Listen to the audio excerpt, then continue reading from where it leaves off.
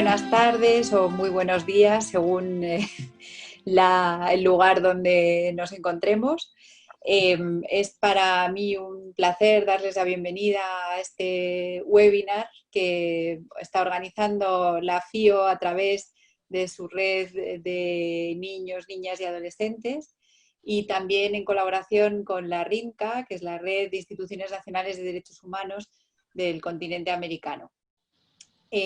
Antes que nada, bueno, pues decirles que ha sido una afluencia de inscripciones increíble, lo cual da idea del interés que ha suscitado este tema, lo cual, pues, enhorabuena a Analía y a su equipo por haber tenido la idea. Muchas gracias a Matilde Luna y a Jorge Volnovich por ser hoy nuestros participantes, nuestros speakers. Y simplemente yo voy a darles unas cuestiones técnicas para que lo sepan. Si mueven su ratón, verán en la parte de abajo el número de participantes y luego verán que pone chat y un poquito más a la derecha preguntas y respuestas o questions and answers.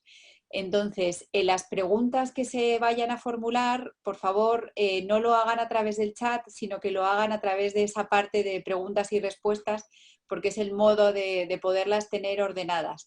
Hemos estado hablando antes y pensamos que lo más operativo será que las preguntas se formulen por escrito y en principio también se contestarán por escrito, salvo que la moderadora y los speakers pues quieran hacerlo de modo oral. Ya me he quedado aquí congelada. Nada más, voy a darle la palabra a Cecilia Bernuy de la RINCA para que ella también diga unas palabras y muchas gracias en nombre de la FIO y del presidente y del Consejo Rector. Muchísimas gracias, Carmen. Muchísimas gracias a quienes en este instante nos están acompañando, tanto a Matilde como a Analía Colombo. No puedo menos que agradecer la especial conjunción de oportunidades entre la FIO y la Red de Instituciones Nacionales de Derechos Humanos del continente americano para celebrar nuestro segundo webinar, en donde se abordarán temas referidos a las recomendaciones para garantizar el derecho a la vida familiar y comunitaria en el marco de la pandemia COVID. Debo de compartir con todos ustedes que el propósito al final es que luego de la participación de los ponentes y de recoger las preguntas que nos sean alcanzadas, tal y como lo ha mencionado la secretaria técnica de FIO, en la sección correspondiente a preguntas y respuestas, el resultado de esta sesión virtual permitirá una declaración de FIO más la RINCA, que son dos de las organizaciones que en este momento engloban al mayor número de ombudsman en la región americana e iberoamericana.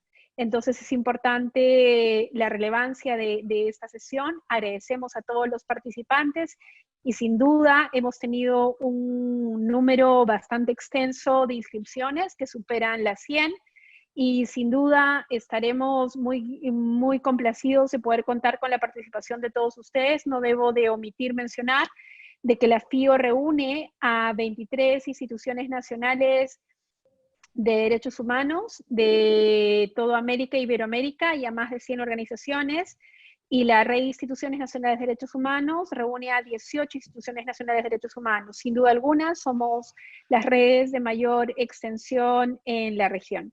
Dicho ello, muchísimas gracias, como siempre, tanto a la Federación Iberoamericana del Ombudsman y a la Red de Niñas y Niños y Adolescentes de la FIO y también a Matilde. Cedo el uso de la palabra a Carmen Comas Mata para que dé inicio a este Zoom. Más bien Analía. Hola, ¿qué tal? Buenos días, buenas tardes a todas y a todos quienes se han anotado en esta webinar de FIO. Quiero agradecer y dar la bienvenida a todos los países que se encuentran aquí presentes: México, Costa Rica, Brasil, Perú, Argentina, España, Uruguay, no quiero olvidarme de ninguno, pero muchas gracias a todas y a todos los presentes. Desde la Red de Niñez y Adolescencia de la FIO queremos darles la bienvenida formalmente a esta webinar que hemos organizado en conjunto con la RINCA, como decía Ceci, la Red de Instituciones Nacionales de Derechos Humanos del continente americano. También agradecerle a Carmen Coma, secretaria técnica de FIO, al Consejo Rector por esta iniciativa, y a todas las coordinaciones regionales y miembros de las otras redes, defensoras, defensores y equipos desde la Defensoría. El tema hoy propuesto, como explicaba Cecilia, es una exposición virtual que estará a cargo de dos profesionales excelentes que manejan la temática y que son las recomendaciones para las instituciones de derechos humanos de cómo garantizar el derecho de niñas, niños y adolescentes a vivir en un entorno familiar en este contexto especial de pandemia que está viviendo el mundo entero. Brevemente voy a recordar dos normas importantes que son el marco para este derecho a la convivencia familiar. Una de ellas es la Convención sobre los Derechos del Niño, que consagra el derecho de todas las niñas, los niños y adolescentes a vivir y a ser cuidados por una familia, así como también establece un deber, una corresponsabilidad por parte de los estados de acompañar a esas familias para poder cumplir con ese rol. También debemos recordar en este sentido otra normativa internacional que es un marco para esta temática, que son las directrices de las Naciones Unidas sobre las modalidades alternativas de cuidados de niñas y niños, que son un instrumento de trabajo concreto y que se encuentra orientado a un cambio necesario de modalidad del cuidado de niñas, niños y adolescentes que por algún motivo extraordinario, excepcional, ven interrumpida esa posibilidad de cuidado familiar. Me interesaba mencionar estas normas como un marco concreto para la charla que viene. Los organismos a quienes va dirigida esta charla, que son Defensorías del Pueblo, Ombudsperson, Ombudsman, Procuradurías, entendemos que es muy oportuno hablar de esta temática y siempre debemos hacer un esfuerzo común. Este contexto mundial de la pandemia producida por el COVID-19 nos atraviesa a todos los estados, pero nos atraviesa de un modo diferente. Si algo nos iguala, es un contexto no deseado para todos, un momento no deseado, donde todo se detiene y nos hace pensar que siempre hubo desigualdades, pero que esas desigualdades en estos marcos se profundizan. Yo, Matilde, pensé mucho, lo voy a decir, porque creo que puede ser un disparador para lo que vos vas a hablar. En todo el mundo hay un hashtag quédate en casa. Ese hashtag quédate en casa no es igual para todas las niñas, niños y adolescentes. Y creo que esta desigualdad que es invisible en la vida cotidiana es muy visible en un contexto como el que hoy nos atraviesa. Hecha esta introducción, voy a presentar a los dos disertantes, Matilde Luna y Jorge Volnovich. Matilde Luna es psicóloga, magíster en niñez y en familia. Desde el año 1994 ha publicado 5 libros y diversos artículos.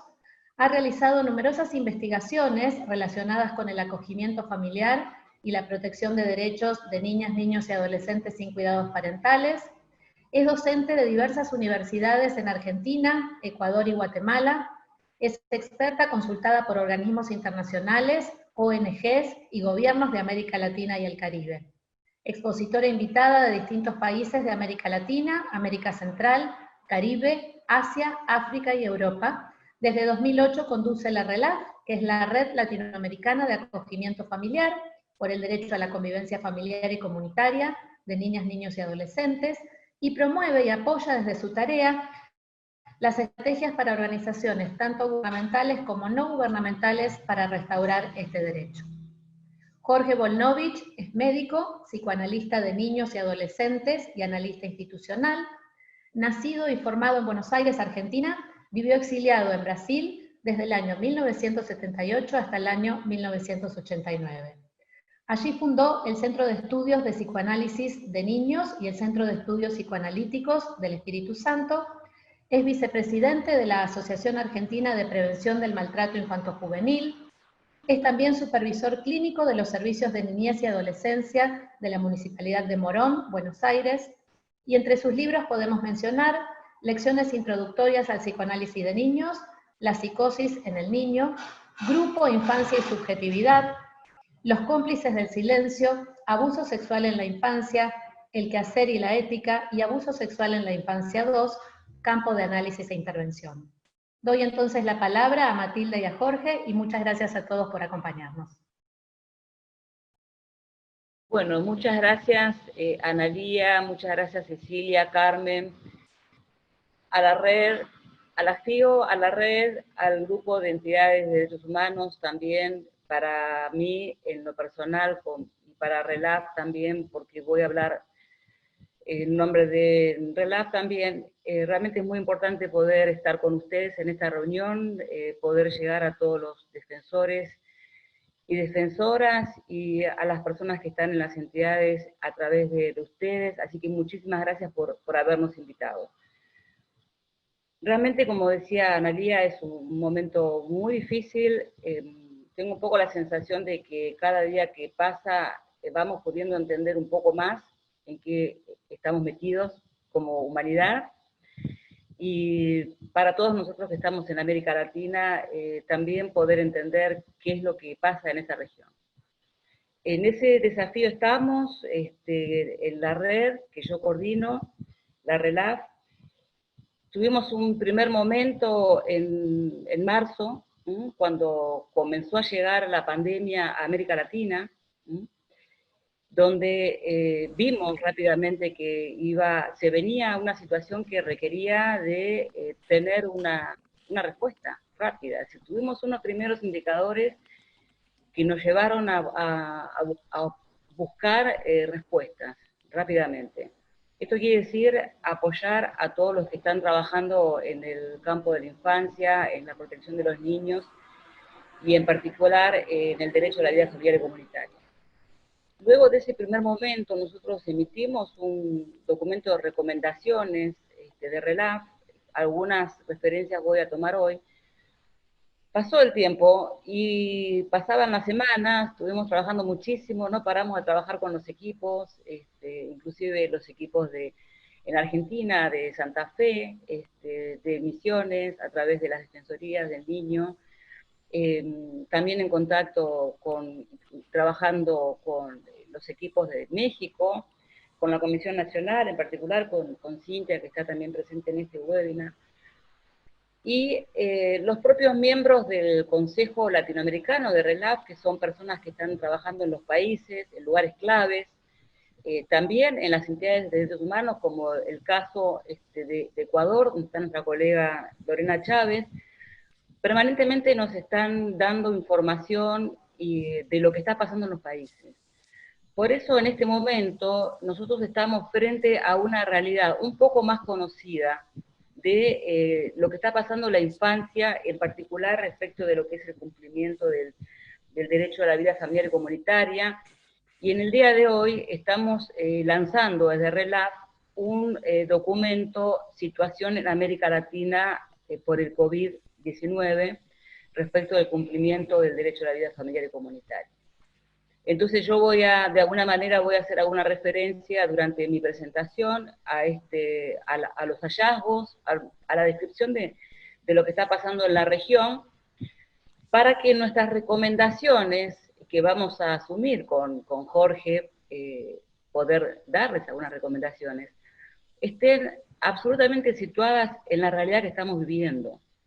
Es decir, Analía ya mencionó una serie de documentos muy importantes, que son obviamente nuestra guía, la convención, las directrices, todo un corpus que hay en esta región, donde nosotros tenemos obviamente la referencia de cuáles serían los estándares de derechos humanos. Sin embargo, en este momento tenemos que tener mucho cuidado de que cuando recomendamos, cuando sugerimos, cuando trabajamos queriendo hacer referencia a esos estándares de derechos humanos, tengamos presente la realidad en la que nos situamos. Es muy importante y es muy necesario, ¿no? Entonces, en ese sentido, hemos preparado una presentación. Voy a presentar primero yo, luego Jorge, voy a compartir la pantalla. Hemos preparado un PowerPoint como para guiar esta presentación. Tenemos una expectativa, por supuesto, de hacer una presentación, pero luego poder llegar a un momento de diálogo con ustedes. Entonces, como decía Carmen, pueden ir haciendo sus comentarios, por supuesto en el chat, pero quizá también, a lo mejor a través de Analía, podamos dar la voz a algunos de ustedes que están participando en esta reunión. Bien, entonces, nosotros estamos en esta reunión teniendo un enfoque que es el enfoque del derecho a la vida familiar y comunitaria. Sabemos que las entidades de derechos humanos, como las de ustedes, en las que ustedes trabajan, tienen una complejidad muy grande respecto de todo el marco de derechos, de todos los derechos que ustedes deben a los cuales deben dar seguimiento en su cumplimiento. Entonces, ¿qué tenemos en este webinar? Digamos, la pretensión de enfocarnos en el derecho a la vida familiar y comunitaria. Entonces, deberíamos hacer en un principio una pequeña introducción de qué es el derecho a la vida familiar y comunitaria, de una manera muy rápida, a partir de identificar su cumplimiento y su vulneración. ¿Qué está pasando con el COVID-19, como dije antes, y el cumplimiento de este derecho? ¿Cuáles son las amenazas, los riesgos, las vulneraciones que están habiendo en este momento de manera multiplicada? Vamos a ver. Y por último, acercarles, sí, recomendaciones. ¿Qué debe hacerse desde las entidades independientes de derechos humanos y los defensores de derechos humanos de niños y niñas según lo que nosotros estamos identificando en la región y conociendo el rol que ustedes deben tener en el marco del sistema de protección integral de la infancia? Entonces, de manera simple, ¿cuándo se garantiza el derecho a la vida familiar y comunitaria? Garantizar el derecho humano a la vida familiar en tanto derecho universal se logra, fíjense, parece algo de perogrullo, pero es así, cuando cualquier niño, niña o adolescente, en cualquier circunstancia que le toca vivir, se encuentra cuidado en un ámbito familiar, y a su vez este ámbito familiar está integrado en la comunidad. Dicho de manera muy rápida, para que ustedes visualicen qué es el derecho de vivir en familia y cómo se lo garantiza universalmente, es exactamente esto. Cualquier niño o niña, en cualquier circunstancia, con cualquier atributo que tenga, tiene que vivir en familia. Y a la vez la familia tiene que estar integrada en la comunidad.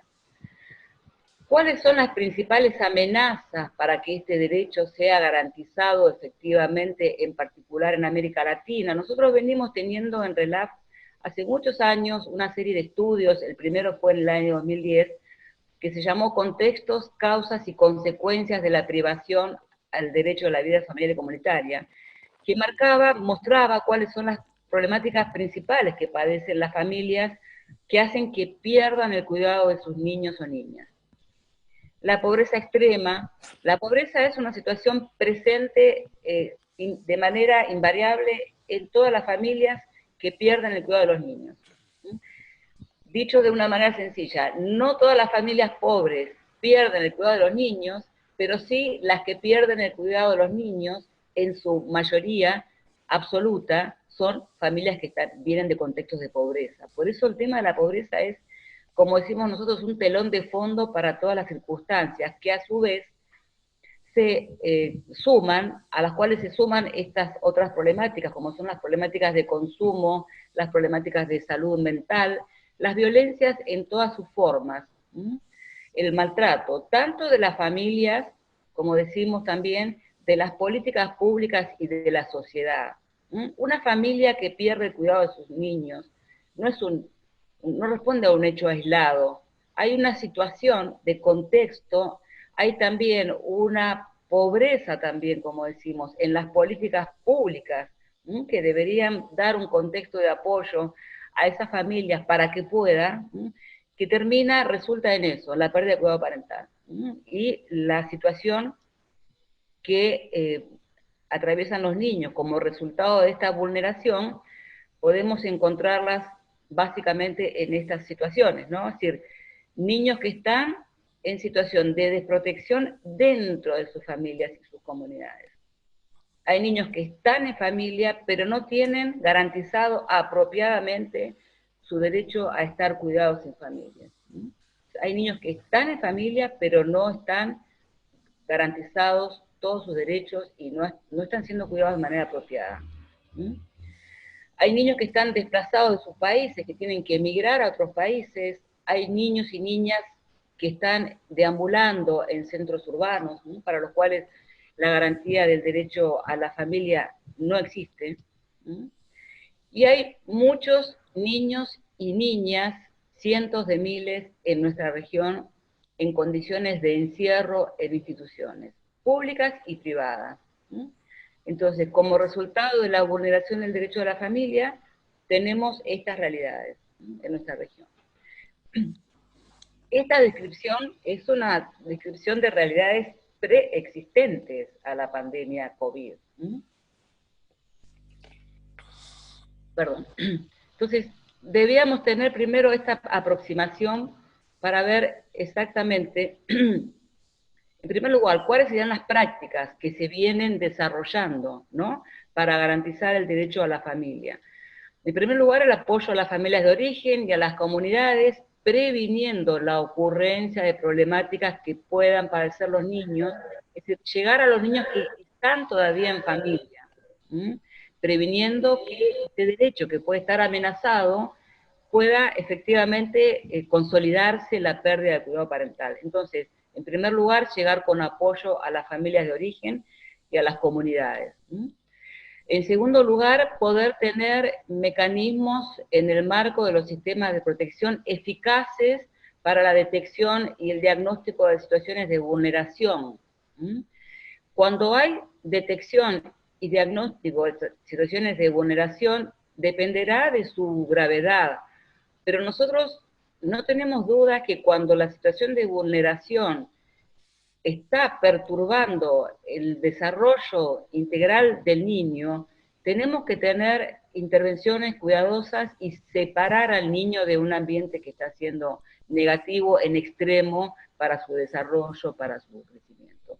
Entonces, por eso tenemos que tener mecanismos de detección y diagnóstico de situaciones de vulneración y tener intervenciones cuidadosas para proveer al niño hasta que se dé una solución definitiva, un ámbito de cuidado. Nosotros llamamos cuidado alternativo, los ámbitos de cuidado temporal, alternativo, entre tanto se busca una solución definitiva, son las familias de acogida, en primer lugar, las familias del entorno familiar, a lo que llamamos familias extensas, y familias, sin vinculación previa, a las cuales se las organiza a través de un programa de acogimiento, o también una respuesta definitiva cuando ese vínculo familiar es imposible de ser reconstruido a través de la adopción. Estas son las prácticas de garantía del derecho a la vida familiar y comunitaria. El apoyo a la familia de origen y eventualmente el cuidado alternativo en otra familia, mientras se busca una solución de fondo para los niños y las niñas. Hecho muy sintéticamente este panorama de lo que entendemos por el derecho a la vida familiar y comunitaria y sus prácticas de garantía. Ahora sí vamos a ir a qué es lo que está pasando desde que la pandemia llegó a esta región. Como les dije al inicio, nosotros estamos lanzando en el día de hoy un documento que hemos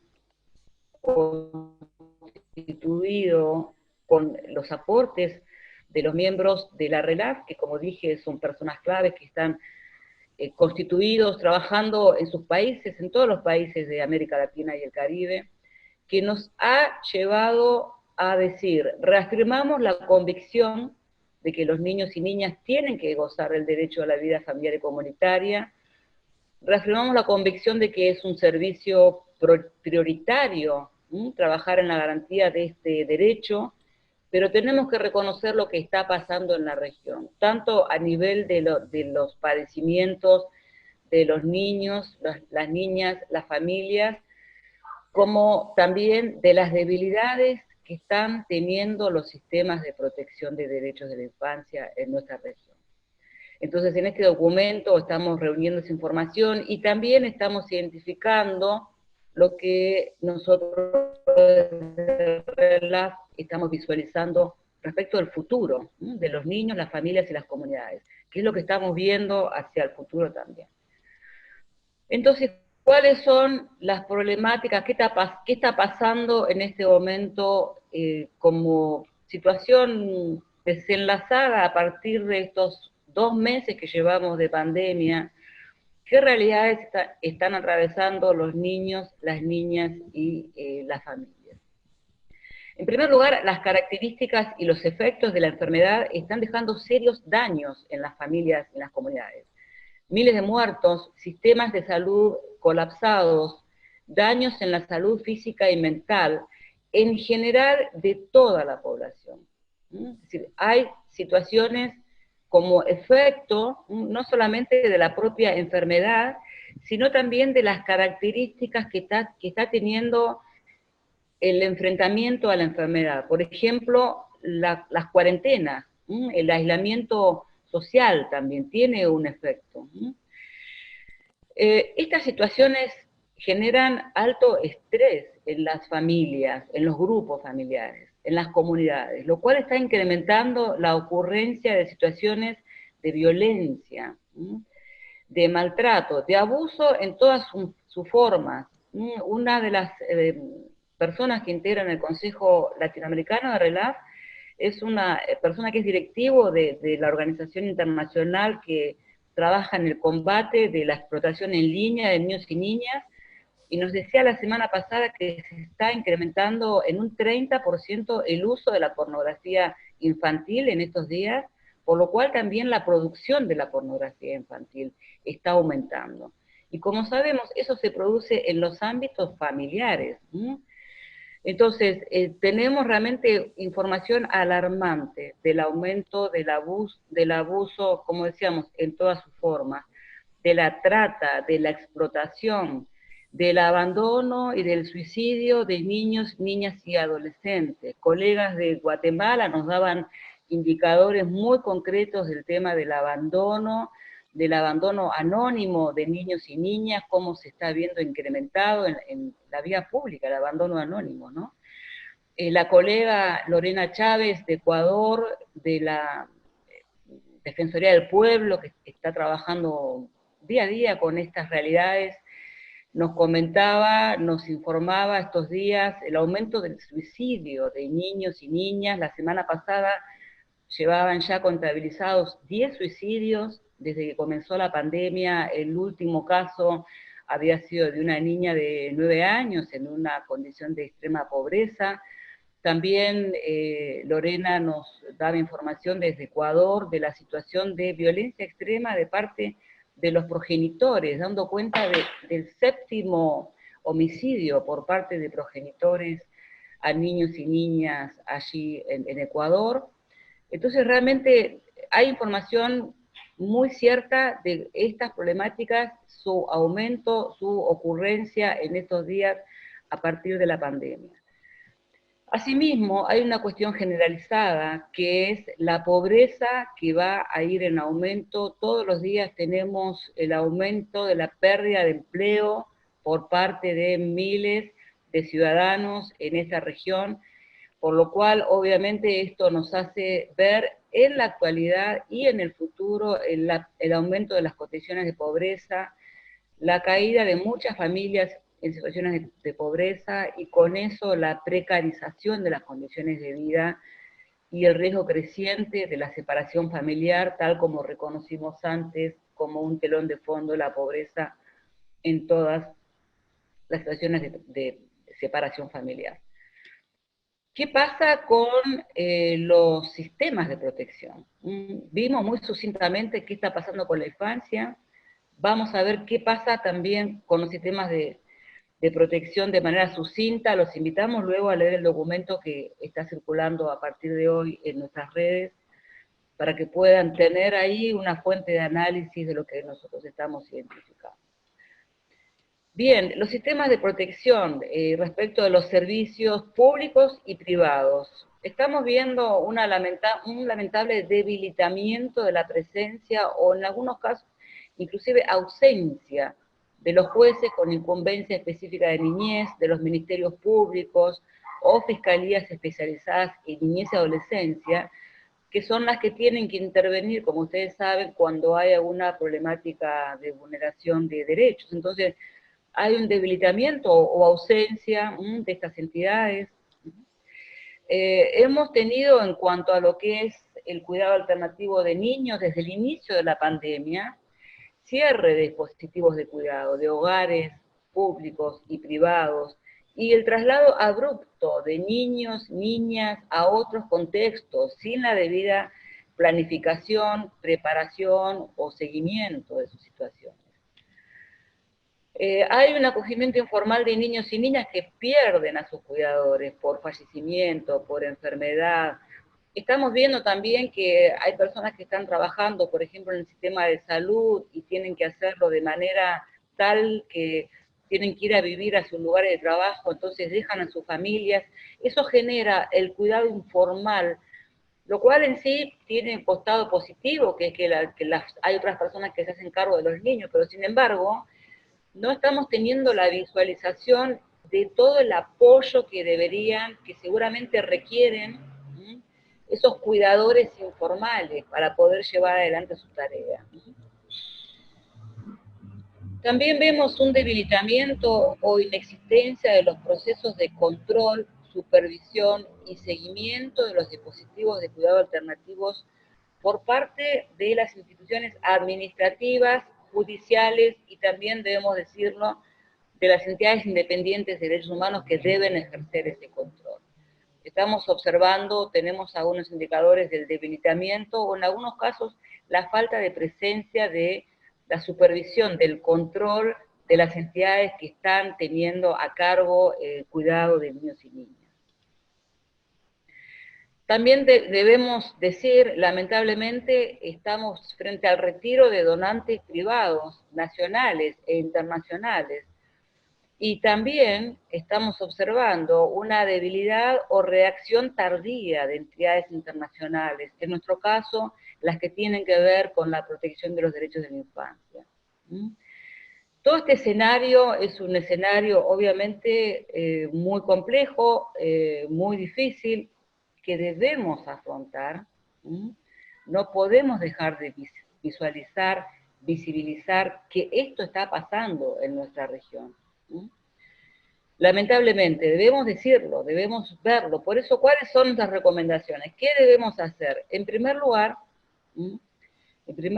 justamente, visibilizar, dar a conocer, poner a conocimiento de las situaciones que están atravesando de mucha dificultad niños, niñas, adolescentes y comunidades.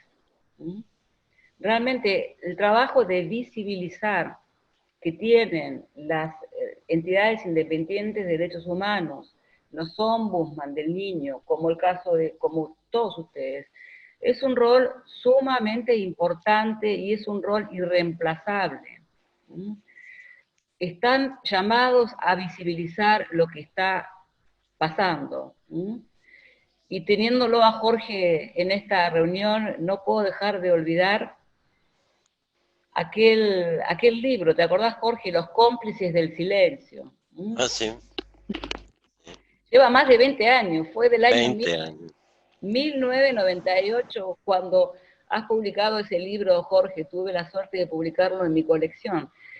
Jorge hablaba en ese momento, los cómplices del silencio. Efectivamente, nosotros tenemos la obligación de visibilizar, si no nos vamos efectivamente a convertir en cómplices del silencio, esos niños, niñas que están padeciendo. Luego Jorge seguramente retomará esta cuestión, como él dice, detrás de un muro de silencio, ese maltrato que están padeciendo de manera silenciosa tantos niños y niñas, debemos hacerlo visible en primer lugar. En segundo lugar, advertir sobre las problemáticas específicas que padecen minorías de niños. Lo pongo entre comillas minoría, porque realmente la situación, como decíamos antes, de pobreza, ya no afecta a una minoría de niños y niñas, va a afectar a una gran cantidad, a una masa de niños y niñas cuyas familias en condiciones de pobreza se están viendo y se van a ver afectadas. A mí me parece muy interesante y me encanta realmente ver cómo los esfuerzos que hay para ayudar a las familias que tienen bajo su cuidado a los niños, los esfuerzos que hay para que las familias afronten la convivencia con los niños, afronten su educación, vivir 24/7 con los niños y las niñas. Me parece genial para el conjunto de la población, pero no podemos dejar de ver que están estas minorías, entre comillas, que están absolutamente invisibilizadas. No estoy viendo una sola campaña en nuestros países que haga referencia al incremento del maltrato y del abuso infantil en todas sus formas. No estoy viendo, a lo mejor hay alguna, por favor háganmelo saber, me va a encantar tenerla como un ejemplo, visibilizarla, porque realmente, es decir, no estamos teniendo un solo mensaje público de redes masivo advirtiendo sobre la situación del aumento del maltrato, del abuso en todas sus formas en los ámbitos familiares.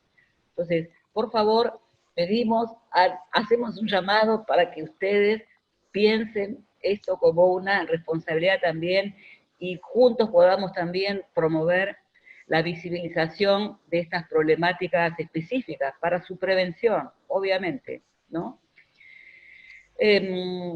Tenemos que promover también, o sea, ustedes como entidades independientes, en particular, el desarrollo de respuestas rápidas, viables, creativas. Como vimos antes, hay una merma muy importante de la presencia de lo que nosotros entendemos como el sistema que regularmente funciona, los jueces de infancia, la fiscalía, los ministerios públicos, etc. Entonces tenemos que buscar respuestas, organizar respuestas, sabiendo que esa merma existe. No podemos esperar a que la pandemia termine, a que todos vuelvan a sus lugares de trabajo como habitualmente. Es decir, ya hay que instrumentar, generar, organizar respuestas con todos los que estamos trabajando en el campo de la protección de la infancia, que somos muchos.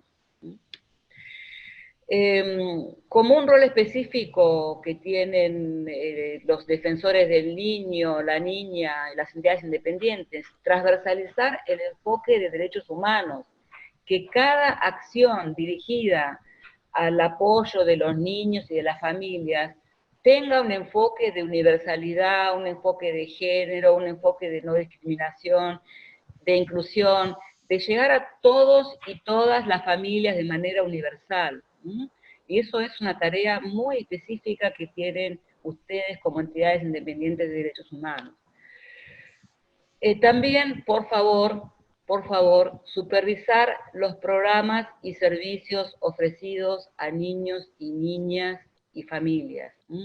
Necesitamos que tengan presencia, tanto en los programas especializados como en esos lugares que nosotros llamamos, porque son lugares de encierro.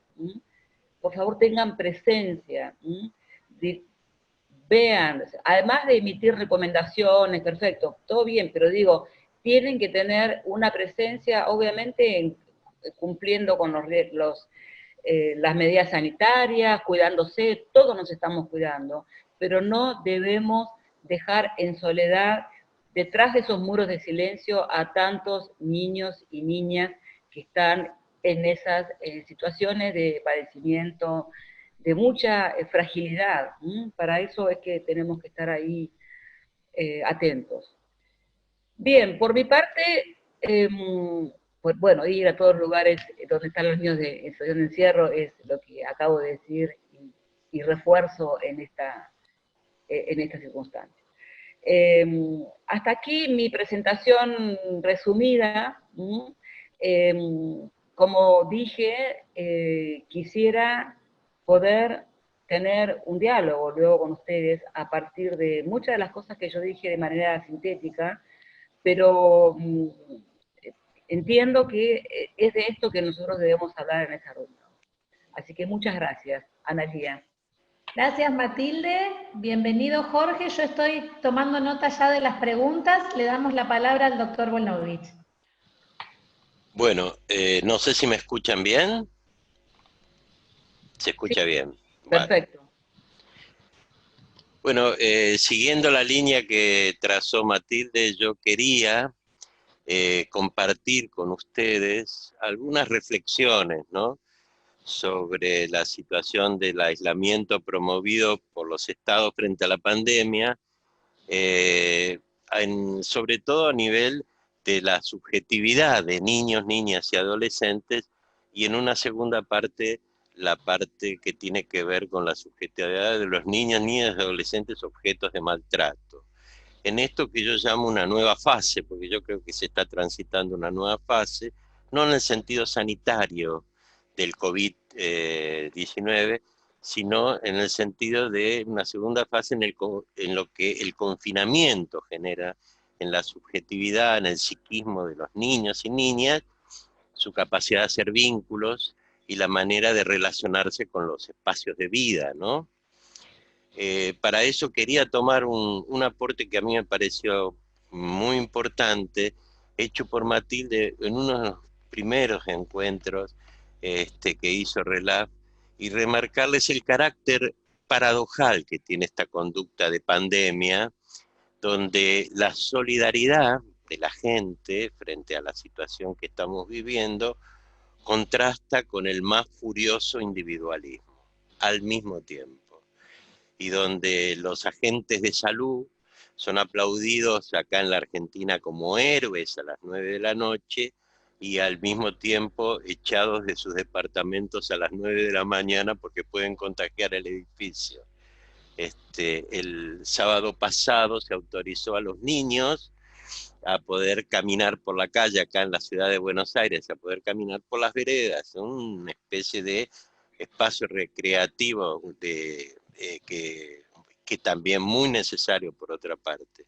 Entonces iba caminando un papá con un chiquito de 4 o 5 años muy alegremente por la calle Malavia, acá en la ciudad de Buenos Aires, y de pronto el chiquito a 50 metros ve venir de frente un otro chiquito en un triciclo de unos 4 o 5 años también, con el papá y la mamá, que evidentemente eran amigos, se conocían, inclusive seguramente los padres, y el papá, cuando lo ve, el papá que estaba con el nene con el triciclo, y lo ve al señor, recuerda que es enfermero en uno de los principales hospitales de la ciudad de Buenos Aires, agarra el triciclo y lo hace doblar al pibe haciéndole cruzar la calle, porque no lo quería, no quería que se contacte el niño, el hijo del enfermero, al cual él va a aplaudir a las 9 de la noche como un verdadero héroe, ¿no?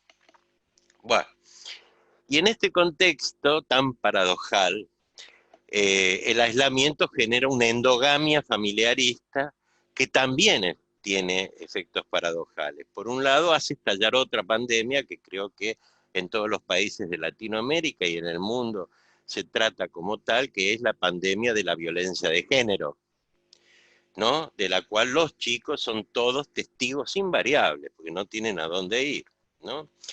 Al mismo tiempo, y esto sí es paradojal, ellos van viendo cómo sus papás varones, que también están profundamente atravesados por el patriarcado sexista, empiezan a cambiar, hacen la comida, lavan los platos, ¿no?, tareas supuestamente femeninas, ¿no?, y que va cambiando un poco el campo de identificaciones inconscientes. Bueno, yo soy psicoanalista, soy médico psicoanalista, trabajo en este campo mucho tiempo, entonces sé cómo este tipo de campo de alguna manera va generando identificaciones en niños y en niñas que ya quedan permanentemente.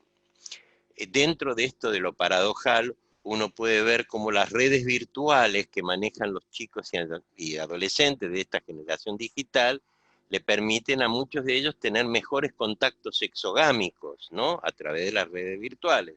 Pero al mismo tiempo se visibiliza muy claramente la brecha educativa, ya que los chicos más carenciados carecen de interconectividad, ¿no? Ahora, en esta nueva fase, para mi gusto, dentro del campo de la infancia las cosas son diferentes. Ha cambiado algo. No es lo mismo hace 2 meses o hace 1 mes y medio que en este momento. Miren los tiempos que estoy hablando. No estoy hablando años pasados, sino mes pasado. Porque si en los primeros tiempos había ciertos idilios y guerras, sobre todo recuerdo las guerras que había entre las familias, entre las parejas, o a veces con los chicos, las mamás volviéndose locas tentando hacer un infierno para que hagan las tareas de la clase, de los deberes, etcétera, etcétera. Bueno, hoy la defensa principal es el autoaislamiento, dentro del aislamiento.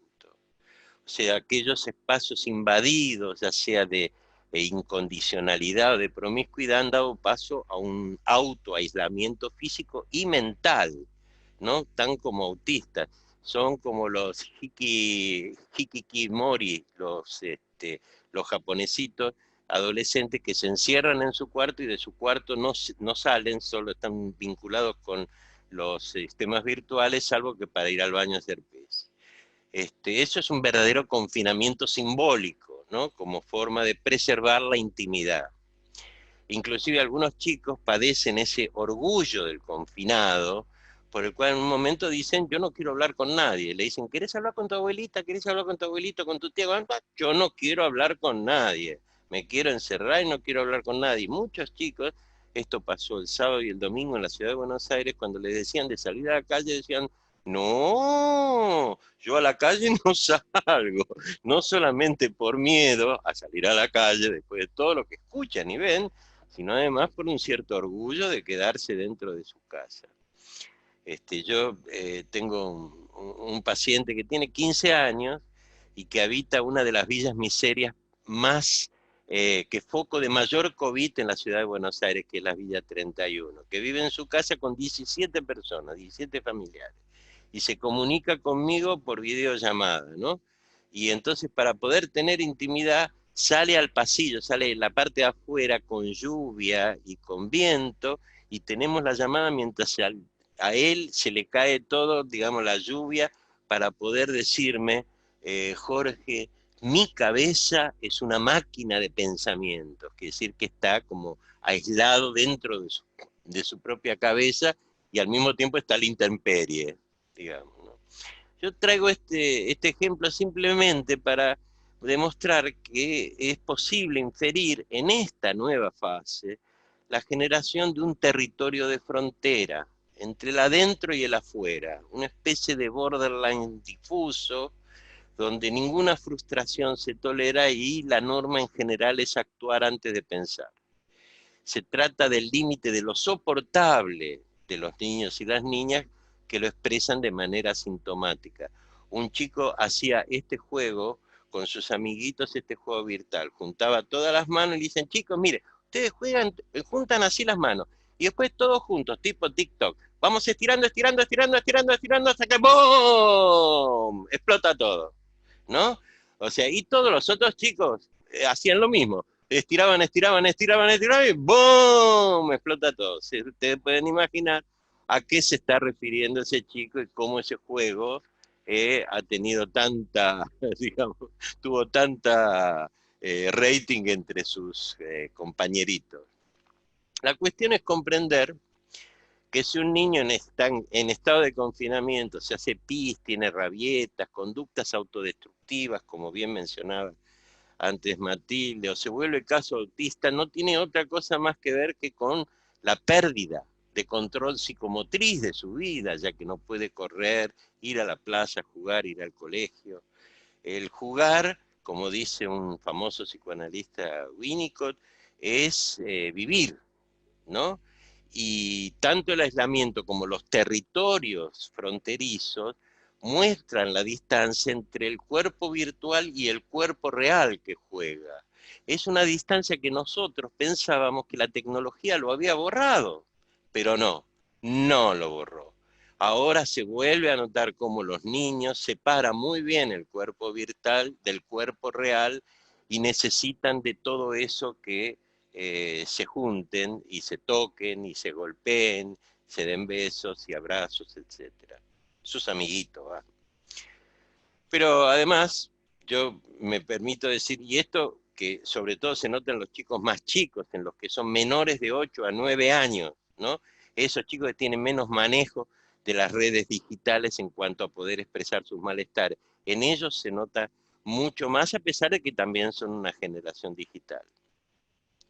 Además, yo personalmente me permito aventurar que esta pandemia va a dejar en los niños una estela traumática en su subjetividad, y que va a hacer que cuenten sus vidas por la forma en que los trataron y vivieron antes y después de este evento planetario, ¿no? Bueno, yo trabajo con niños en situación, con objetos de maltrato y abuso sexual. Y yo me quiero referir a esta situación. Todos los pilares que nosotros construimos con el sudor de nuestra frente y con muchos pelos que se me cayeron en el tiempo, ¿no? Para romper el muro de silencio, de secretos, culpas y vergüenza, se basaron simplemente en dos cosas que mencionó Matilde: la sensibilización de la comunidad y la detección por parte de los organismos administrativos del Estado, de la justicia, de los malos tratos y el abuso sexual infantil. Esos siempre fueron los dos pilares fundamentales.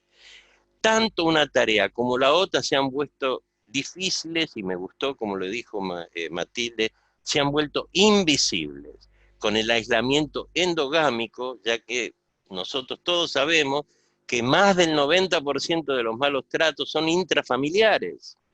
Y existe una acomodación de las víctimas a ese acorralamiento, que viven con argumentos varios, casi todos de orden familiarista, atravesados por el patriarcado sexista. ¿Esto qué significa?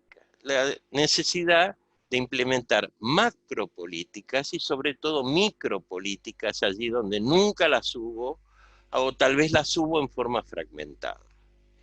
Las macropolíticas de sensibilización comunitaria llevadas a cabo por el Estado y las TIC, la información y comunicación, la tecnología de información y comunicación, como muy bien transmitió Matilde, incluyen factores sanitarios y económicos, ¿no? Inclusive en nuestro país, en la Argentina, esas macropolíticas sociales y económicas han beneficiado a los niños, ¿no? Incluso en los medios de comunicación, algunas alusiones a la cuestión de la infancia. Ustedes saben que los medios de comunicación sirven para informar y para aterrorizar. Pero es cierto lo que dice Matilde. A respecto de los indicadores de malos tratos, no aparecen en los medios de comunicación. No se llama la atención sobre esa cuestión que aparezcan en los medios de comunicación a través de mensajes simples, sencillos, que apunten a preservar a los niños de la violencia física, emocional y sexual. En el campo de las micropolíticas, la cuestión fundamental son los sistemas de alerta tempranos de todas las situaciones de malos tratos, para los cuales yo me permito hacer algunas sugerencias, ya que estamos con personas que están trabajando de lleno en el campo de la infancia vulnerada y los derechos de los niños y los derechos humanos. Yo creo que hay que extender la cuestión de las denuncias de violencia de género a lo que le pasa a los niños y niñas. Como hay muchas denuncias de violencia de género, aprovechar para que además se les pregunte qué pasa con los chicos. Aparte de que hay una situación de género, pero ¿qué está pasando con los chicos? Eso no se ampliaba, digamos, antes, porque se pensaba, había una concepción de que los niños eran víctimas secundarias de la violencia de género. Y no es así. Los niños son víctimas primarias de las situaciones de violencia en casa, a tal punto que los traumas que ellos van a sobrellevar son generalmente traumas vividos no porque les pegaron a ellos, sino porque vieron escenas violentas que les han quedado clavadas y estigmatizadas en su vida para siempre. Por eso me parece muy importante ampliar la cuestión de las denuncias de violencia de género, que son un montón, también a la cuestión de la infancia, que no se hace tanto. Yo digo esto hoy, para peor. Hoy en Buenos Aires, Argentina, una de las principales megalópolis de Latinoamérica, la gente de la línea 144 que recibe las denuncias de género está de paro, O sea, no trabajan porque no les pagan. O sea, en otras palabras, es como no tener médico de terapia intensiva y tener las camas de terapia intensiva. Lo cual hace que todo lo que yo estoy diciendo, que es vamos a ampliar las denuncias de violencia de género a infancia, etcétera, para eso hay que tener gente, pero esa gente está de paro, les aviso, por lo menos en el día de hoy.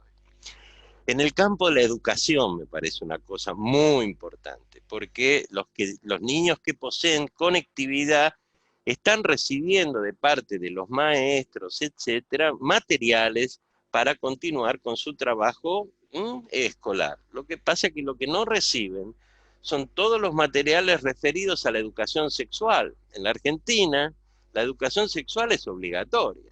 En otros países tal vez no lo es. Pero de cualquier manera, sea de una manera u otra, siempre ha sido la mejor forma de prevenir el abuso sexual en la infancia, la educación sexual.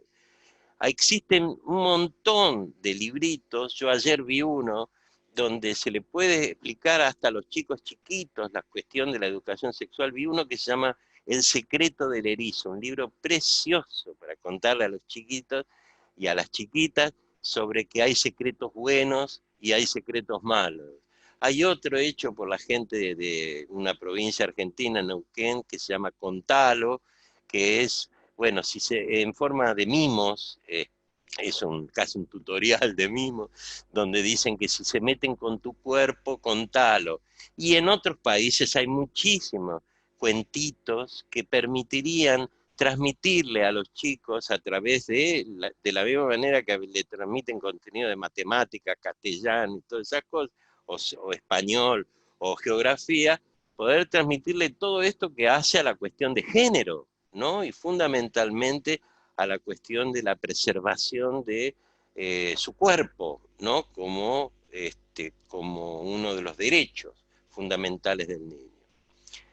En tercer lugar, me quería referir a que por lo menos en la Argentina, no sé en los otros países de Latinoamérica, lo cual sería bueno que lo conversemos, en este momento están funcionando los regímenes de visita de los padres, ¿no? Y las salidas administradas de padres separados, sobre todo en familias también que son monoparentales. Ahí hay que estar alertas a los sistemas precisamente de situaciones de malos tratos.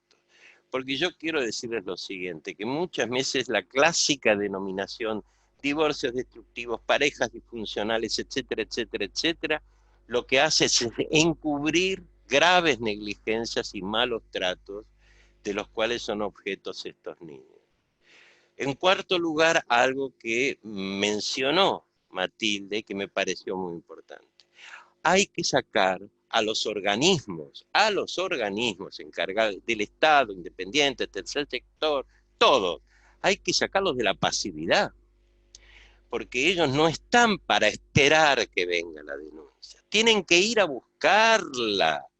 Hay que tener una posición activa, porque una posición, el virus, la pandemia, ha puesto a todo el mundo en una posición pasiva, tipo, y establece, ahí tenemos una guardia, y la guardia está esperando. La guardia puede esperar sentado. Hay que ir a buscar esas situaciones. Si uno no las busca, no las va a encontrar en situaciones como esta. Entonces yo les recomiendo inclusive a los psicoanalistas y psicólogos que pertenecen a mi partido político, PSI, que no esperen a los pacientes, que vayan a buscarlos, que los llamen, que los busquen, porque a veces las personas se autoaíslan y no quieren hablar absolutamente con nadie, ¿no? En ese sentido. También quiero hacer una última referencia a algo que mencionó Matilde, que son ya no los niños territorializados, aquellos que tienen su familia, que tienen un hogar, o un hogar de acogimiento, sino los nómades. Los niños que van transitando por las ciudades, por las grandes ciudades, de un lado para el otro, entrando muchas veces de lo que acá se llaman paradores, que son instituciones que el Estado pone en funcionamiento. Estos niños negligenciados toda la vida por el Estado y por la sociedad, hacen de la calle su espacio de vida, ¿no? Y es su espacio de vida en cuarentena, que es muy diferente a que si la calle sea su espacio de vida. Yo creo que para ellos la institución siempre va a ser opresiva y vacía. Entonces uno tiene que pensar micropolíticas para esos chicos nómades que entran y salen, van y vienen, no apenas porque son portadores del coronavirus, sino porque además algo de esa negligencia se está jugando en la vida de cada uno. Y finalmente una última cosa que yo siempre menciono. Todos nosotros vivimos en este aislamiento en una situación de alerta permanente. Nuestras vidas están en alerta. Hay una alerta máxima al contagio y una angustia de muerte muy fuerte en todos los seres humanos. Esta situación de alerta permanente contrasta con el silencio acústico de la calle. La calle está en silencio, nosotros estamos en alerta. Bueno, yo creo que eso hasta puede ser aprovechable, yo creo que hay que aprovechar cualquier cosa para eso, en ese sentido, para poder escuchar los gritos o los sollozos sospechosos de chicos que están siendo objeto de malos tratos. Bueno, esas son algunas de las ideas que les quiero transmitir a ustedes. De cualquier manera, frente a todas estas alternativas, yo creo que la menor sospecha de una situación de maltrato, ni que hablar de abuso sexual, se debe intervenir en un plazo no menor de 12 horas. ¿Escucharon bien? 12. 1, 2. 12 horas, con las medidas que corresponden. ¿Y por qué el plazo tan exiguo? Estamos obligados a cortar los plazos que normalmente tiene la ley, etcétera, etcétera. Digo esto porque cuando en situaciones normales los niños que están sufriendo situación de maltrato o abuso siempre tienen una otra institución donde compensar el maltrato vivido, la escuela, el club, el campito de fútbol, o sea, tienen mecanismos compensatorios. Pero en este momento no los tienen. Entonces están permanentemente expuestos, lo cual obliga a que los tiempos de protección tengan que ser acortados. Bueno, para finalizar voy a terminar con algo que también dijo Matilde, con lo cual yo acuerdo plenamente, que de los chicos, como no se contagian, no se mueren de coronavirus en general, gracias a Dios, pero de estos chicos maltratados, de eso no se habla, ¿no? Y realmente se debe hablar. La cuarentena no puede ser una coartada para invisibilizar la violencia y para convalidar la vulneración de los derechos de estos niños, niñas y adolescentes que son objetos de malos tratos y abuso sexual. Bueno, esas eran mis contribuciones para que podamos charlar. Gracias, Jorge, muy interesante, muy agradecida de haberlo escuchado, a usted y a Matilde, que es una amiga de la Defensoría de Niños de Santa Fe.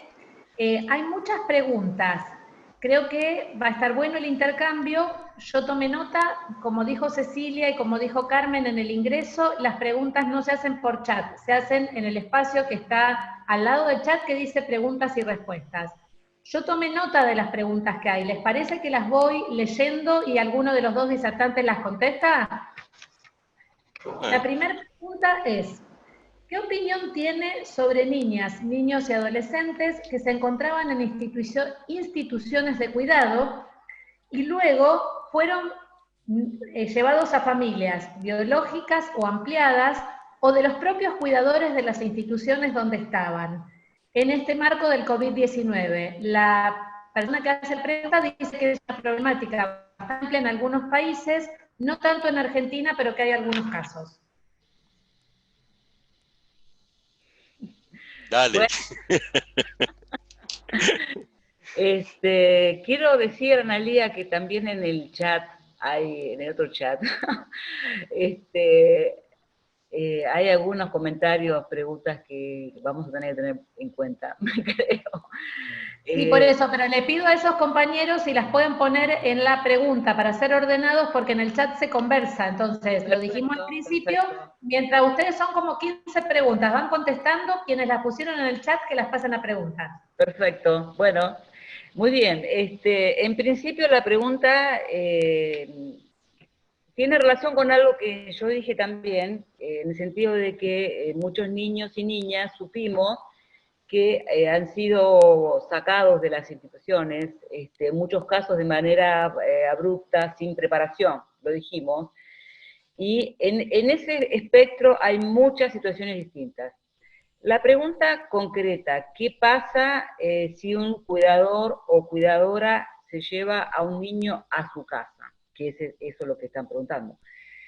Nosotros hace muchos años trabajamos en este tema del cuidado alternativo, del acogimiento, de los programas de acogimiento, la preparación de los cuidadores.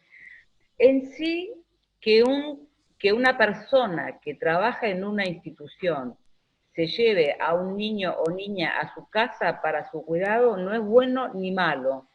Es posible si está sujeto a unos procedimientos. ¿Qué quiero decir? Los procedimientos, ¿cuáles son? Ese evaluador tiene que ser evaluado junto con su familia. ¿A dónde va a ir el niño?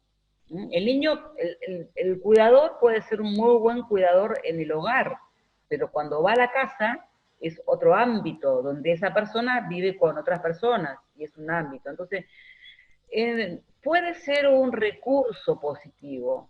Puede ser, de hecho, justamente ayer estábamos hablando en una transformación que estamos llevando adelante, apoyando a un Estado de México, bueno, no importa, pero era un caso donde nosotros pensábamos y pensamos que se puede llevar adelante como una estrategia dirigida, la de evaluar a los cuidadores que están en los hogares, evaluarlos y si son aptos, prepararlos. Es algo que hemos hecho en diferentes oportunidades. Hace muchos años lo hicimos, por ejemplo, apoyando a un hogar donde había bebés en el Paraguay, en la ciudad de Asunción. Había un hogar con bebés y entonces ante la posibilidad de cerrar ese hogar para que no haya más bebés en un cuidado residencial, se evaluó a todos los cuidadores, a todas las cuidadoras que estaban trabajando ahí.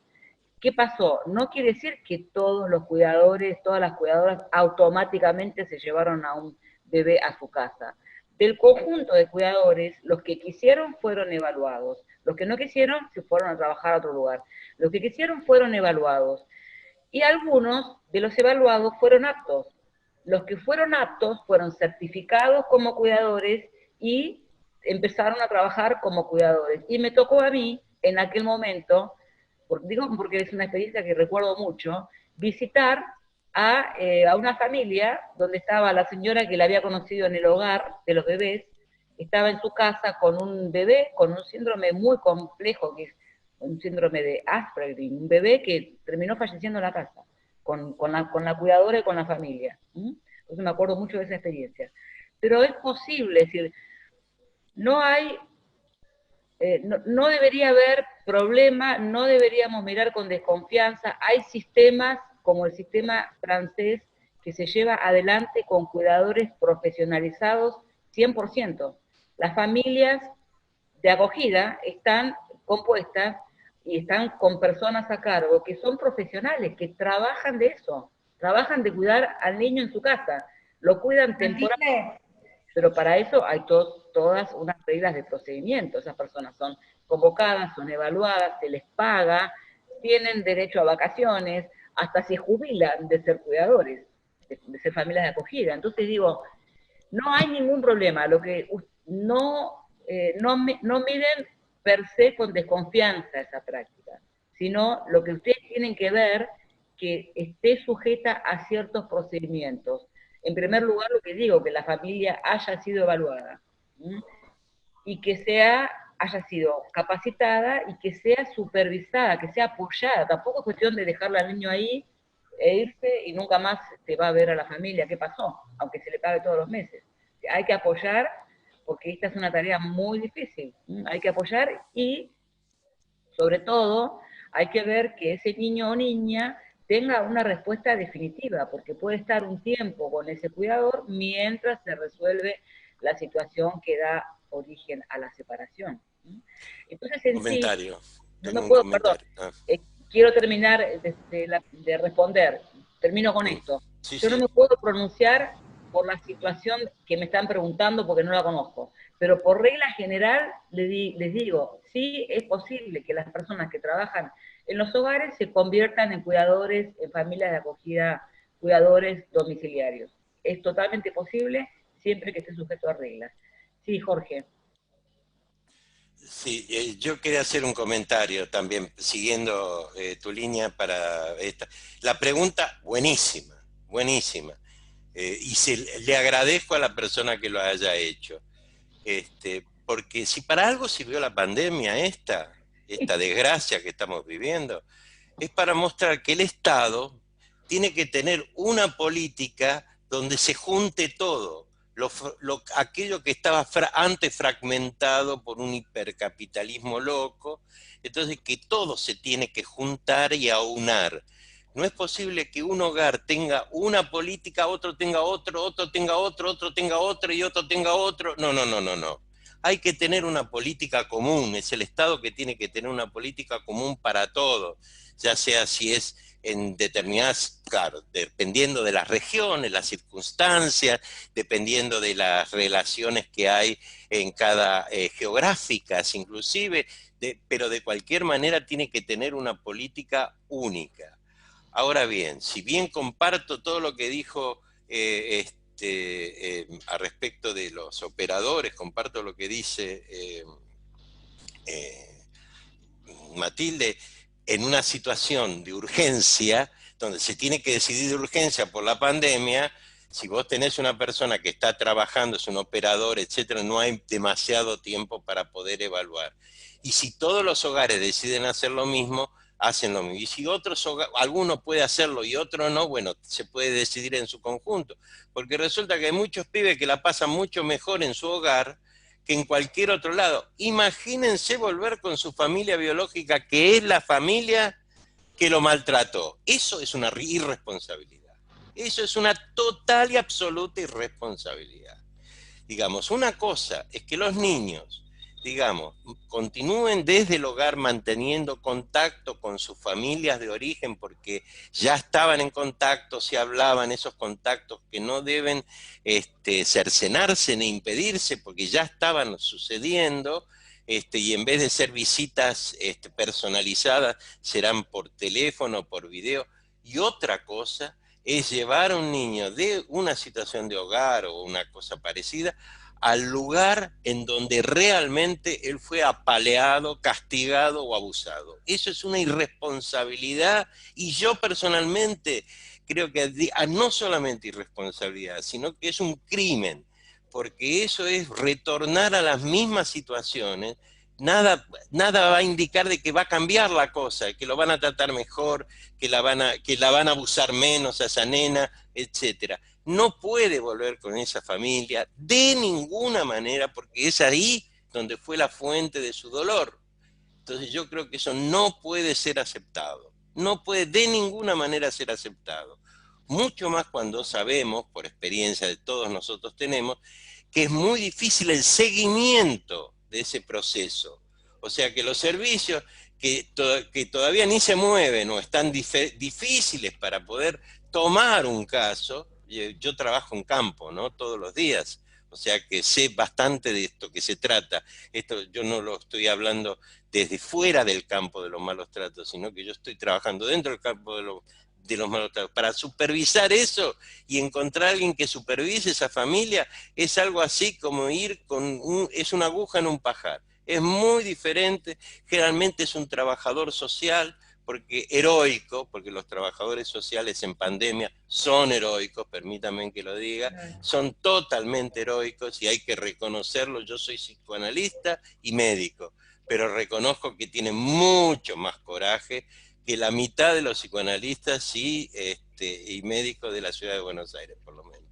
Así que en ese sentido yo me opongo a todos aquellos que han devuelto a los niños a sus familias de origen, que es exactamente biológicas, no de origen, que son directamente donde los han maltratado. Me opongo totalmente en ese sentido.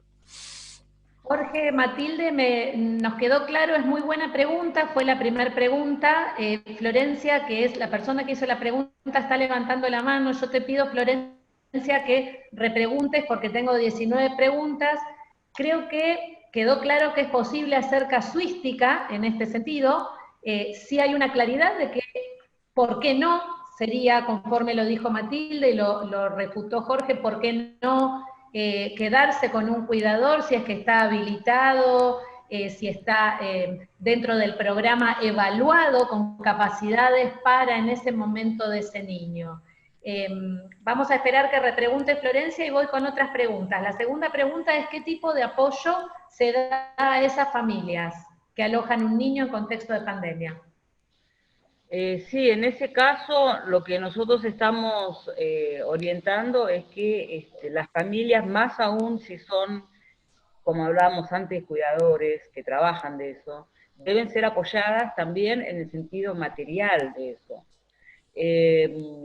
Estamos iniciando un apoyo a Venezuela y en ese caso, por ejemplo, las familias de acogida que se están llevando adelante, estamos iniciando la convocatoria de familias y demás, tienen que ser familias que reciban apoyo material también, porque tengan en cuenta además que hay una situación, como estamos diciendo, de pobreza generalizada, ¿no? Además, no hay ningún problema en que las familias reciban apoyo material, al contrario, ¿cómo se supone que una familia le va a dar de comer, le va a dar acceso a internet para que el chico tenga la clase, le va a comprar la medicación si la requiere, etcétera, etcétera, etcétera? Es decir, como decía el Bettergem, ¿no? El amor no basta, no es solamente, nosotros no tenemos que tener la hipocresía de decir, si le damos apoyo material es porque están interesados en el material. No, las familias que se hacen cargo de los niños requieren de un apoyo,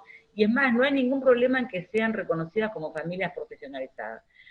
Y hay un tema que también quisiera retomar a partir de lo que dijo Jorge, que es, nosotros tenemos que tener muy en claro el concepto de la progresividad en el acceso a derechos. Nos va a costar muchísimo, pero no podemos hacer retroceder lo poco que se viene avanzando en el campo de los derechos de la infancia. Si un niño ha salido de una situación de desprotección, de vulneración, y tiene un estatus de mayor protección, de ninguna manera tenemos que habilitar que por cuestión de la pandemia se retrotraiga ese estatus. Igualmente, por ejemplo, lo estamos viendo con el tema de los niños que estaban en casa y pasan a familias, por lo menos en los procesos que RELAF está apoyando técnicamente. Y hablo de un caso muy concreto, por ejemplo, en la Ciudad de México. En la Ciudad de México se desagotó un hogar donde había unos 80 niños aproximadamente, de los cuales muchos fueron con apoyo y evaluación a la familia de origen, y un grupo de unos 33 aproximadamente fueron a familias de los cuidadores, que son familias que están evaluadas, que están siendo apoyadas por un seguimiento personalizado, etc. Nosotros ya hemos establecido ese estándar con los equipos que llevan adelante y con los decisores. No se puede retroceder. El niño que estaba en una situación de privación del derecho a la familia, porque estaba en un hogar y pasó a una familia de acogida, ganó un derecho. Entonces yo no puedo volver atrás la situación y que el niño ahora vuelva a vivir con otros 79 en un hogar. No, es decir, por eso también decimos, y si ustedes leen el documento de RELAF que estamos lanzando hoy, como les dije, lo van a ver en claro, y también como de alguna manera mencionaba Jorge, la pandemia puede ser un escenario de nuevas metodologías, como decíamos, con creatividad, con responsabilidad, sin saltarnos el cumplimiento de estándares.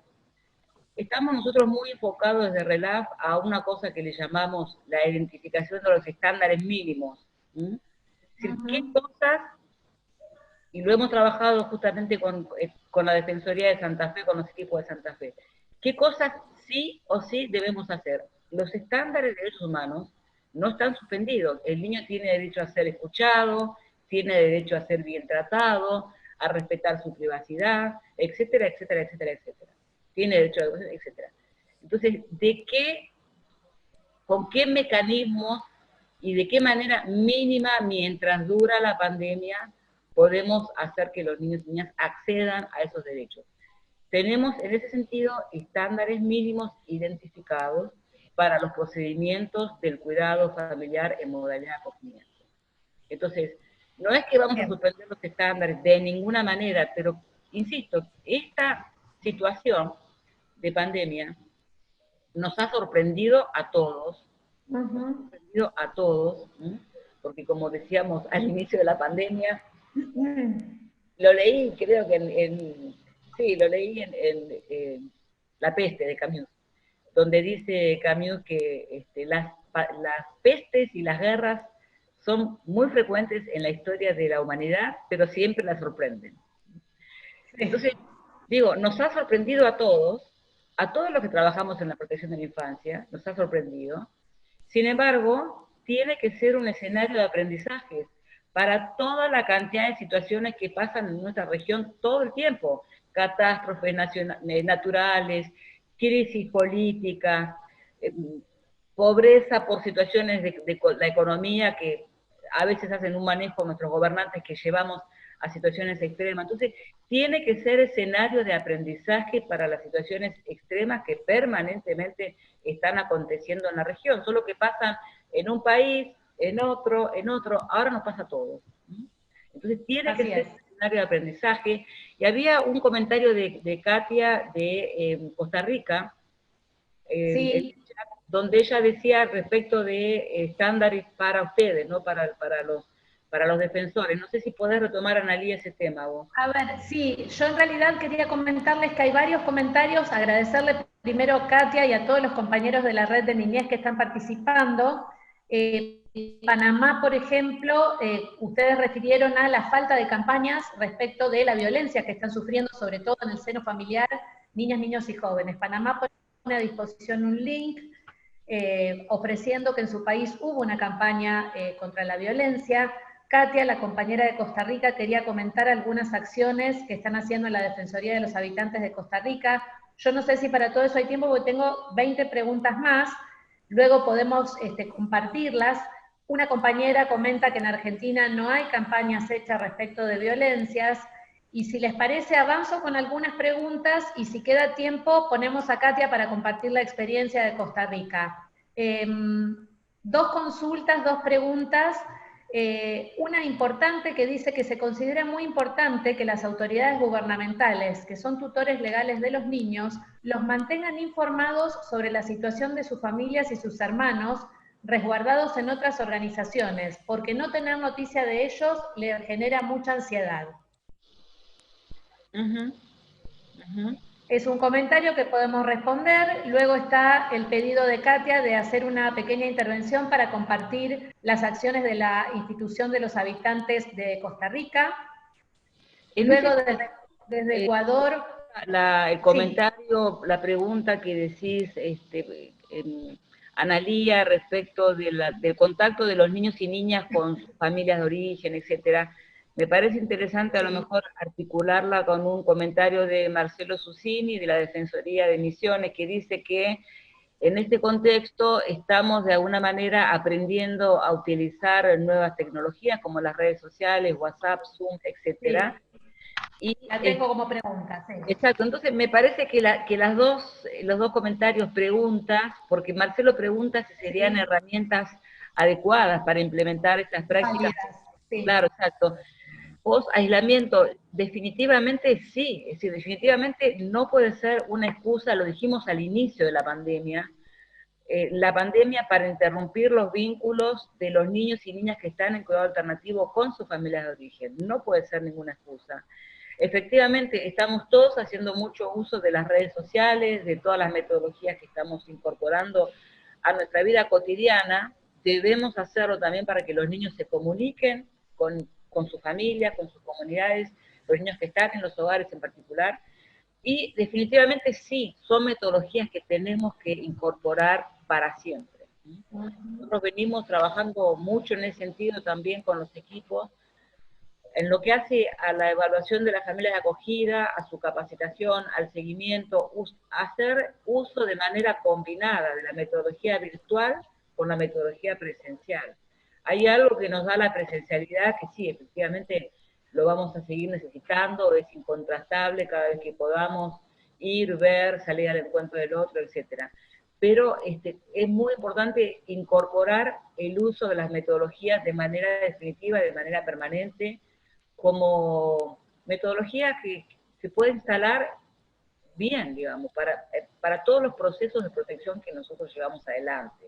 Desde lo que es, hablábamos antes, ¿no? De lo que es una campaña de sensibilización, de conocimiento de los derechos, de prevención, etcétera, hasta lo que son las instancias de asistencia.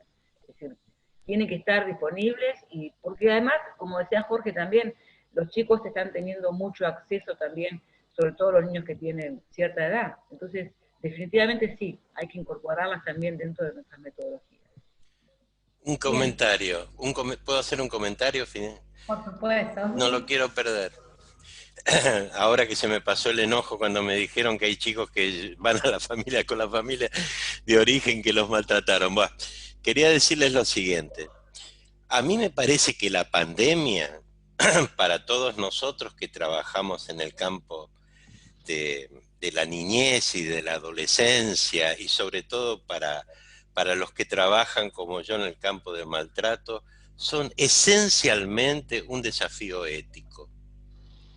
Yo creo que lo que está acá en juego, así en forma radical, así de golpe, sorpresiva, nos muestra nuestro carácter ético, o sea, la ética de nuestras prácticas.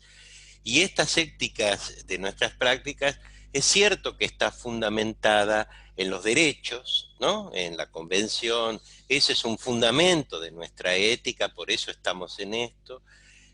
Creo que también está fundamentada en los saberes.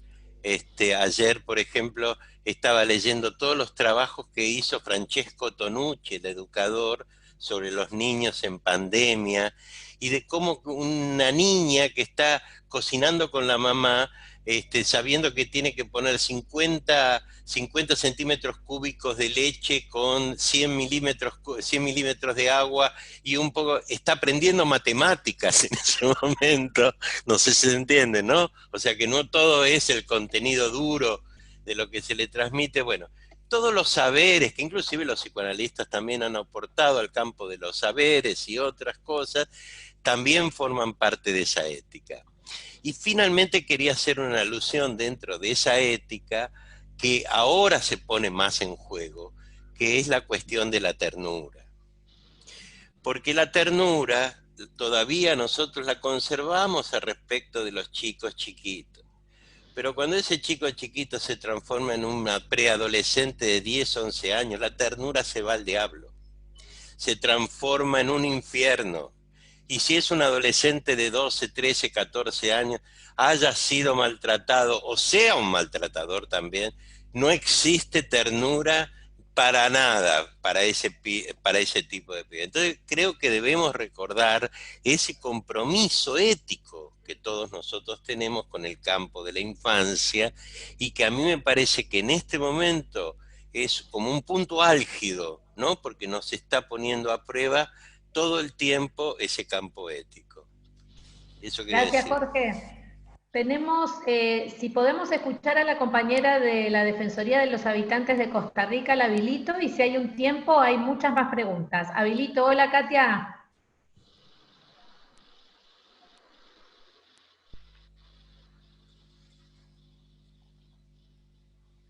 A ver. Hay que destrabarlo en silencio, está en silencio, Katia, deberían... Yo estoy clicando arriba del micrófono de ella, pero no me... Reiniciar audio, a ver. A lo mejor están los 3 puntitos arriba, Analía, arriba en Katia, tiene... Ahí está. Ahí está, hay 3 puntitos. A ver cómo habilita Katia. A ver ahí, hola, Katy. Tiene el silencio clausurado. Hay alguien que está... Carmen debería... Sí, está. Lo he puesto ya. Ahí está. Hola, Katy. Hola, buenos días, buenas tardes, buenas noches, todas las dimensiones. Un gusto verles y saber que están bien. Espero un saludo a todos los colegas de la red, las colegas. y que sus familias se encuentren muy bien. El tiempo es oro y este espacio realmente muy valioso, se los agradecemos muchísimo. Hay varios colegas de mi oficina que están también anotados, porque es un tema que, como ya se ha dicho, pues nos ha tomado todos por sorpresa y nos ha retado a generar las mayores creatividades y en nuestro quehacer. Muy rápidamente comentarles que, bueno, cada país tiene respuestas diferenciadas a un problema común. Sin embargo, aquí es donde vemos si realmente los sistemas que por tantos años hemos tratado de construir en materia de protección tienen la solidez suficiente y la capacidad de sostenibilidad y adaptabilidad para situaciones como estas. Yo creo que es un ejercicio de reevaluación de esos sistemas, ya no para medidas de largo plazo, políticas de largo plazo, sino para capacidades de respuestas inmediatas, que es lo que en este momento se impone.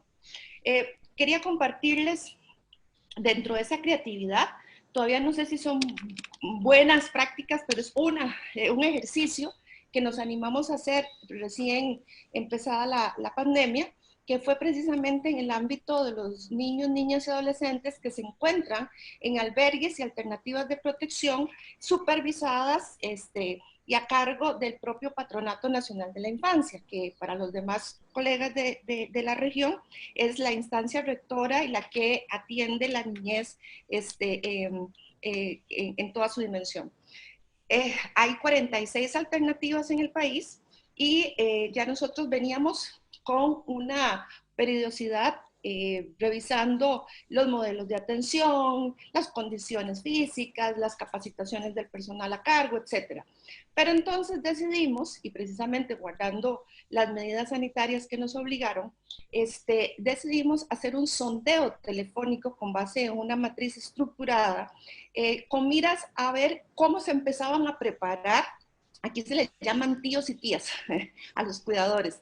Entonces, ¿cómo se preparaba el personal de atención directa para la emergencia, considerando que si bien en Costa Rica no hay toque de queda, no hay suspensión de garantías, no se ha dado una cuarentena plena, en el caso de los niños y niñas, muy tempranamente se suspendió el curso lectivo. Entonces, todos esos niños y niñas y adolescentes han estado en estos albergues ya por 75 días. Entonces, queríamos saber cómo estaban preparados, qué lineamiento les habían dado y algo muy importante, cómo se les iba a brindar a los chicos y chicas la posibilidad de tener contacto con sus familias, aquellos que estaban bajo algún proceso de acercamiento con la familia. Entonces, preparamos un instrumento muy propio de abogados, o sea, no es un instrumento de técnicos en estadística, pero lo hicimos por sondeo telefónico con las tías y los tíos y salieron revelaciones muy interesantes de información y protocolos que la institución genera, pero que no necesariamente las personas que van a implementarlos los conocen o los aplican adecuadamente. O sea, muchas veces vemos que como una gestión positiva las instituciones que generaron tal protocolo o que generaron tal directriz, pero quien va a aplicarlos no necesariamente tiene todas las herramientas para poderlos implementar.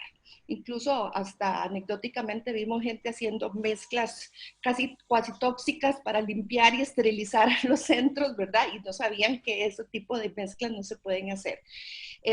Pudimos también verificar que la institucionalidad mencionaba que había dotado a los albergues de dispositivos como tabletas y teléfonos inteligentes para que los niños tuvieran conexión y contacto y comunicación con sus familias. Cuando preguntamos en los centros, pues además del anuncio de público, ¿verdad? La noticia, la mayoría de los centros todavía no tenía esa dotación, ¿verdad? Entonces había un desfase entre la propuesta y lo que realmente se estaba haciendo. Ya entendemos que mucho de eso se va corrigiendo. También preocupaciones de las mismas tías de cómo atender si algún niño presentaba síntomas, cómo se manejaba el distanciamiento dentro del mismo grupo, qué alternativas tenía. Entonces surgieron una serie de elementos y fue un ejercicio que hicimos específicamente para la atención sanitaria y para las vinculaciones básicas de estos niños. Algo que nos llamó mucho la atención es que pese a que el Ministerio de Educación Pública ha actuado de una manera que realmente reconocemos muy proactiva, tratando de evitar esa desvinculación de la población al tema, a las aulas, y ahora comento eso.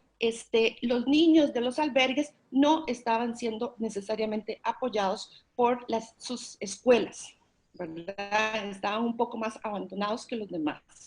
Entonces, con base en toda esta información, generamos, el segundo elemento, generamos una alerta temprana a la institucionalidad, en este caso al PANI, con los hallazgos de las debilidades que encontrábamos en, digamos, esa primera etapa de la atención de la pandemia.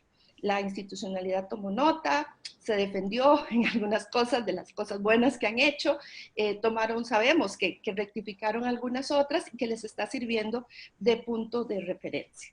En materia de educación, Costa Rica ha sorprendido mucho en el sentido de que muy rápidamente el Ministerio de Educación planteó una estrategia de aprendo en casa y empezó por un diagnóstico de qué grado de accesibilidad y conectividad tienen los chicos. Y dividieron en 4 grupos: los que tienen los dispositivos y un internet adecuado, los que tienen los dispositivos pero no tienen un internet adecuado, ¿verdad? Los que tienen dispositivos con alcances limitados como tarjetas prepago y estas cosas que no sé si se llamará así en sus países, y los que del todo no tienen ninguna alternativa tecnológica. Es un planteamiento interesante porque en el último grupo, particularmente los más rezagados en tecnología, pues se está dando un complemento alimentario y con la bolsa del complemento alimentario se entregan los materiales en físico, ¿verdad? Cosa que los docentes tienen que verificar que se vaya haciendo un avance en esos materiales. No hay una pretensión, y eso me parece importante también compartirlo, porque no sé cómo será en sus países, pero son referentes para nosotros para hacer la evaluación. No hay una pretensión de que los hogares sustituyan el aula. O sea, no pretenden hacer del hogar el aula. Se sabe que hay carencias enormes. Lo que quieren es mantener la vinculación del chico y la chica al proceso educativo mediante repasos, ¿verdad? Y creo que eso es importante porque y si alguien tiene otra experiencia en educación, pues sería interesante conocerla. Pareciera que todavía nuestros sistemas o en el costarricense, no hay capacidad de sustituir una educación presencial, 100% presencial, de los centros educativos a una a distancia, mucho menos de la noche a la mañana. Entonces, sobre este punto, ¿qué estamos haciendo? Estamos conociendo a profundidad la propuesta, estamos difundiendo entre las diferentes instituciones públicas que tienen deberes de protección la propuesta. Incluso tenemos un foro de seguimiento al código y la viceministra de Educación atendió virtualmente la invitación y explicó toda la propuesta, de manera que las diferentes instancias pudieran darse cuenta cuál era la oferta educativa. En esa dinámica, por ejemplo, se pudo evidenciar que los chicos que están en alguna alternativa de penal juvenil, que están en contención, no estaban recibiendo el apoyo educativo.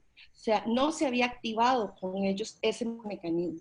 Entonces se pudo advertir y se pudo, digamos, iniciar el proceso de restablecimiento de derechos, ¿verdad? Entonces, la misma institucionalidad muchas veces no logra tener la capacidad de informar a toda la propia institucionalidad de lo que se está haciendo. Y creo que nosotros como instituciones nacionales debemos abrir esa posibilidad de intercambio de información y de autoevaluación.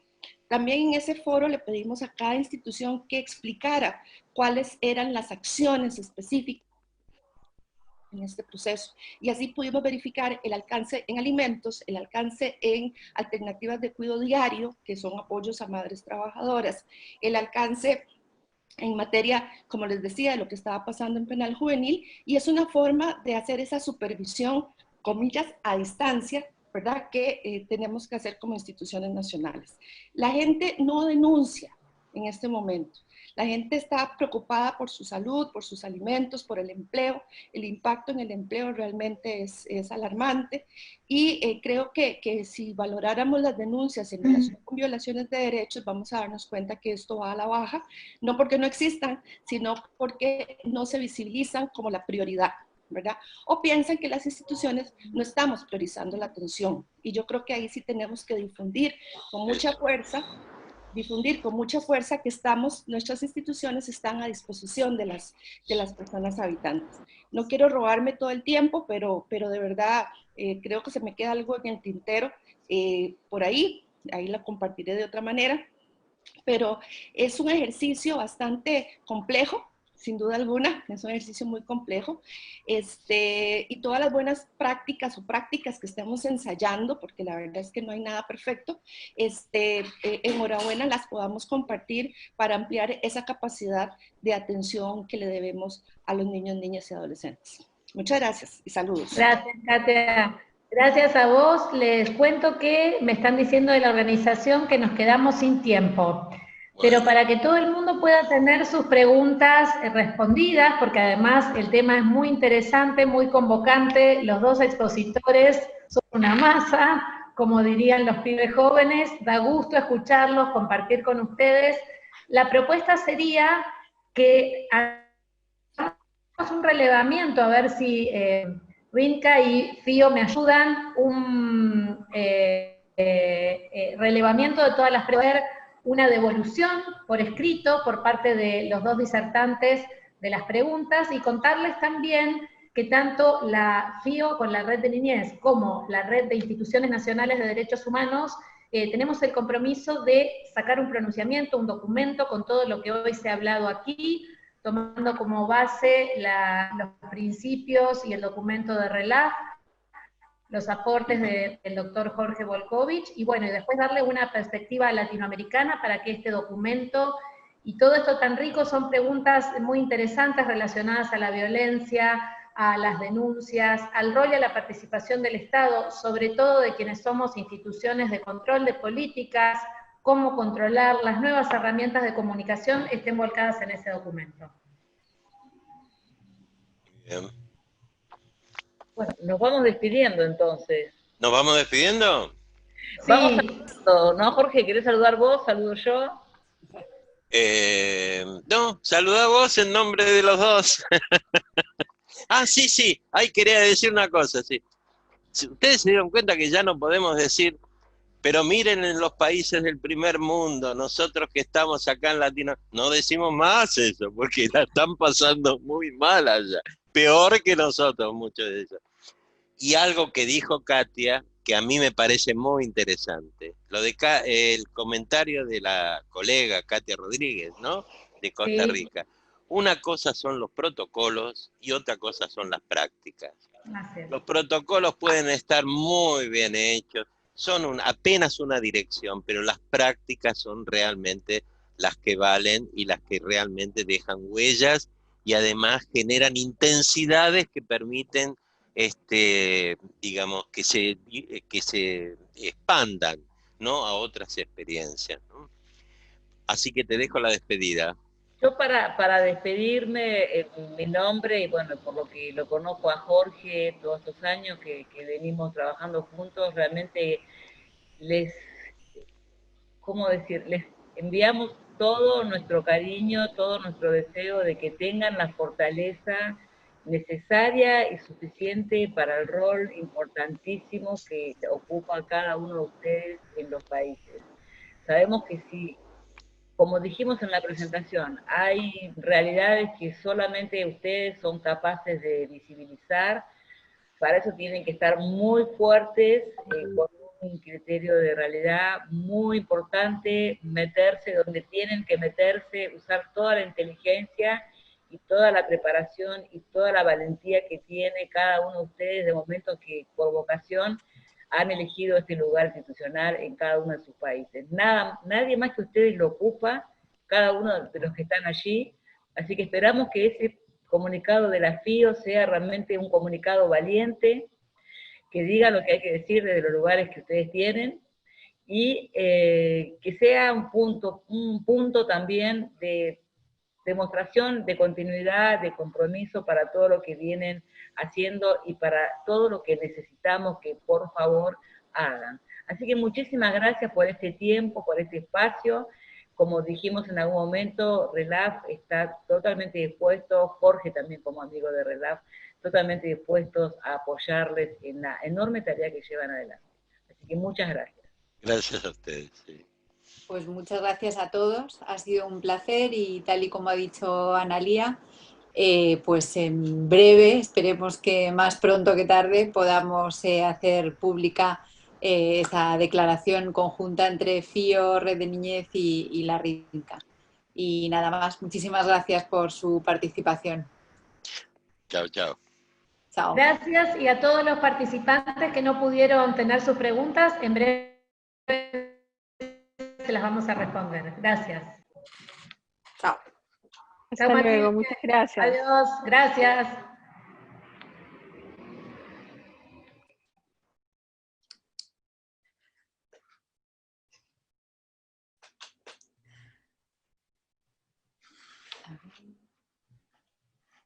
Ya se va. Quedaron 28 preguntas sin responder. Bueno, pero eso se puede enviar y ya está. Si me envían a mí alguna, os la reboto. ¿Preguntas? Nosotros te las enviamos, Carmen. Bueno, cuando estén respondidas, para yo, o no, espera, lo que puedo hacer, lo que puedo hacer es enviaros el listado de todos los participantes con sus correos electrónicos. Y así ya tenéis claro quién ha preguntado y quién no. Perfecto. ¿Vale? Perfecto. Me quedo congelada. Perfecto.